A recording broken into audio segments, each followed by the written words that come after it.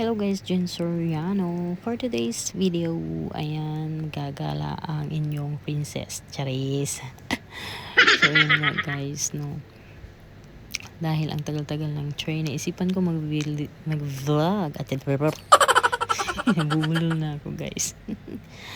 Hindi na ako sanay mag-voice over react. So, ayan nga.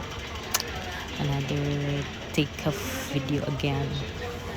Sa train pala to guys, sa waiting area ng train bago pumasok.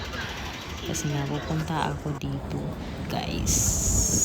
Chere! So ayan, habang naghihintay nga ako dito sa meet up ko dahil may kasama nga akong manonood sa sinihan dito sa Hong Kong. So napadpad na ako dito sa souvenir kahit cute na cute ako dito guys sa mga mga pang display or panglagay sa refrigerator nyo, mga ganito, di ba?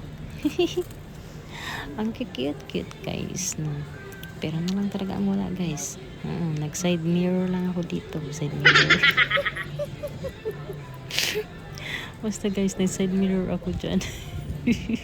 Nakisalamin lang. So ayan, may mga keychain dyan guys. Oh, di ba? Ang cute. Ang cute parang ako. May mga bags din dyan guys na pwedeng ipasalubong. Yan, o diba? Nag side mirror nga. Balik-balik yarn. So, magaganda dito mga mga souvenir na bags din guys, no. Mga pang beach na bag, pwede rin siya.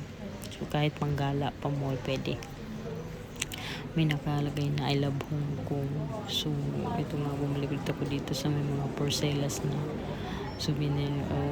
Anong klase yan, di ba?